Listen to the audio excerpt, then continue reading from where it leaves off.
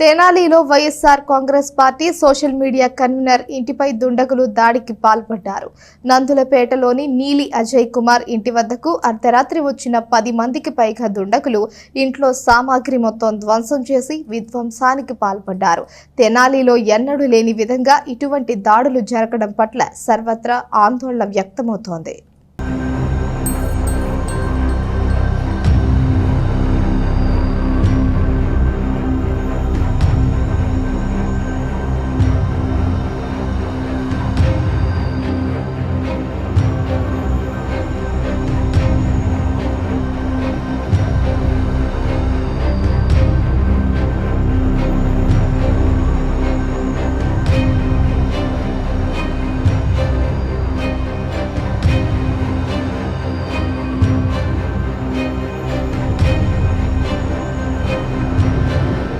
YSRCP social media convener Ajay Kumar ఇంటిపై గుర్తు తెలియని వ్యక్తులు దాడికి పాల్పడ్డారు. అర్ధరాత్రి 12 గంటల సమయంలో ఇంట్లోకి చొరబడిన కొంతమంది వ్యక్తులు కూడా ఇంట్లో ఉన్నటువంటి కిటికీలు కానివ్వండి, పూల కుండీలు కానివ్వండి మొత్తాన్ని కూడా ధ్వంసం చేసిన పరిస్థితి కనిపిస్తోంది. దాదాపు 10 మందికి పైగా రాత్రి 12 గంటల సమయంలో వచ్చి ఈ విధ్వంసానికి పాల్పడినట్లుగా కూడా చుట్టుపక్కల వాళ్ళు చెప్తా ఉన్న పరిస్థితి కనిపిస్తూ ఉంది. ఇటు వైసీపీ ప్రభుత్వం అధికారం మారిన తర్వాత కూడా, టీడీపీ ప్రభుత్వం, కూటమి ప్రభుత్వం వచ్చిన తర్వాత కూడా ఇటు విధ్వంసాలు అనేవి కూడా శిలాఫలకాల ధ్వంసం కానివ్వండి, ఇటు కార్యకర్తలు, సోషల్ మీడియా కార్యకర్తలపై దాడులు కూడా పెరిగిపోతూ ఉన్న పరిస్థితి కనిపిస్తోంది. ఇటువంటి చర్యల పట్ల కూడా సర్వత్రా ఆందోళన అయితే వ్యక్తమవుతున్న పరిస్థితి కనిపిస్తోంది. నిన్న రాత్రి 12 గంటల సమయంలో కొంతమంది దుండగులు వచ్చి కూడా ఇంటిలో ఒక చొరబడి మొత్తాన్ని కూడా ధ్వంసం చేసిన పరిస్థితి కనిపిస్తోంది. అప్పుడు ఆ సమయంలో అజయ్ కుమార్ కుటుంబంతో సహా ఇంట్లో లేకుండా వేరే వాళ్ళ అబ్బాయిని యూనివర్సిటీలో జాయిన్ చేయించి నిమిత్తం గుజరాత్ వెళ్ళిన పరిస్థితి కనిపిస్తోంది. ఇంటికి తాళం వేసి ఉన్న సమయంలో ఇంట్లోకి చొరబడిన దుండగులు మొత్తంగా కూడా కిటికీ అద్దాలు కానివ్వండి, కనబడిన వస్తువు సామాగ్రి మొత్తాన్ని కూడా ధ్వంసం చేసిన పరిస్థితి కనిపిస్తుంది. అసలు రాత్రి ఏం జరిగింది, ఇక్కడ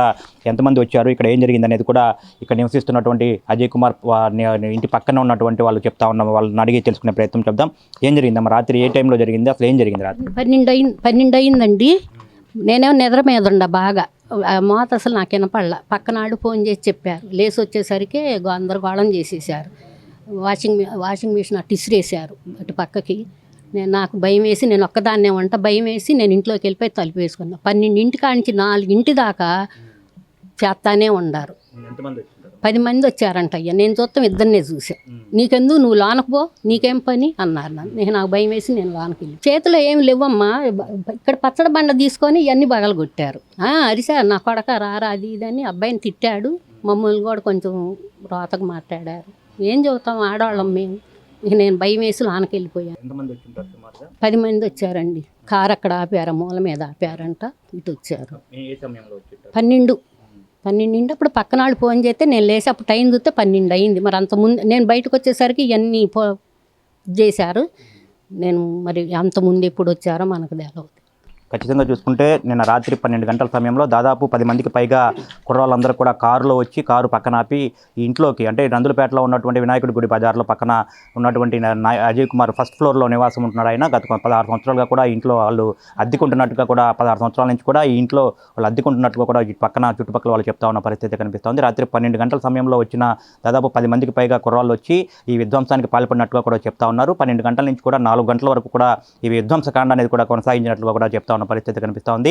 ఫస్ట్ ఫ్లోర్లో వీళ్ళు నివాసం ఉంటున్న నేపథ్యంలో కూడా ఆ మెట్లు ఎక్కే దగ్గర నుంచి కూడా ఆ విధ్వంసాన్ని కూడా మొత్తంగా కూడా స్టార్ట్ చేసుకుంటా వచ్చి మొత్తం ఆ చెప్పుల స్టాండ్ దగ్గర నుంచి, పూల కుండీల దగ్గర నుంచి కూడా ఇటు కిటికీ అద్దాలు, మెష్ మొత్తంగా కూడా ధ్వంసం చేసి ఇటు బయట పెట్టున్నటువంటి వాషింగ్ మిషన్ కూడా ఈ ఫస్ట్ ఫ్లోర్ నుంచి కూడా కిందకి విసిరేసిన పరిస్థితి కనిపిస్తుంది. కిటికీ అద్దాలు ధ్వంసం చేసి కిటికీలో నుంచి కూడా లోపలికి కబోర్డులు కానివ్వండి, ఇటు ఇతరత్ర వస్తు సామాగ్రి మొత్తాన్ని కూడా ధ్వంసం చేసిన పరిస్థితి కనిపిస్తుంది. మొత్తంగా చూసుకుంటే కనుక వైసీపీ ప్రభుత్వం మారంగానే కూడా ఇటు ఈ విధ్వంసకాండ అనేది కూడా కొనసాగిస్తున్న పరిస్థితి కనిపిస్తూ ఉంది. ఇటు శిలాఫలకాల ధ్వంసం కానివ్వండి, తెనాలి పట్టణంలో ఎప్పుడు ఇటువంటి పరిస్థితులు అనేది కూడా లేదని చెప్పిన కూడా ఇటు రాజకీయ నాయకులు, రాజకీయ విశ్లేషకులు, ప్రజలు కూడా చెప్తా ఉన్న పరిస్థితి కనిపిస్తూ ఉంది.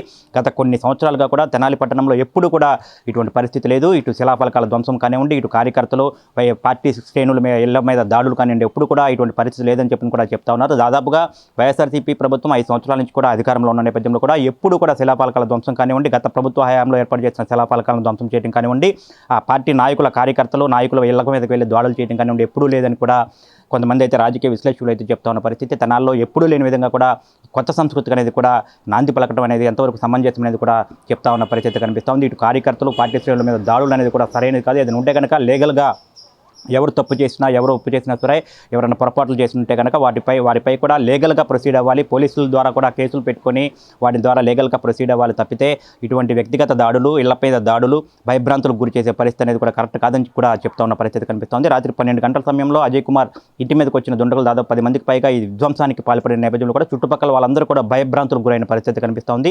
వారిని కూడా దుర్భాషలాడినట్టుగా కూడా తమను కూడా ఆపే ప్రయత్నం చేసిన తమను కూడా దుర్భాషలాడారు, మీకు ఎందుకని చెప్పి కూడా దుర్భాషలాడి బూతులు మాట్లాడిన పరిస్థితి కనిపిస్తుందని చెప్పి కూడా చెప్తా ఉన్నారు. ఇటువంటి పరిస్థితి అనేది కూడా తెనాలిలో ఎప్పుడూ ఇటువంటి పరిస్థితి లేదు.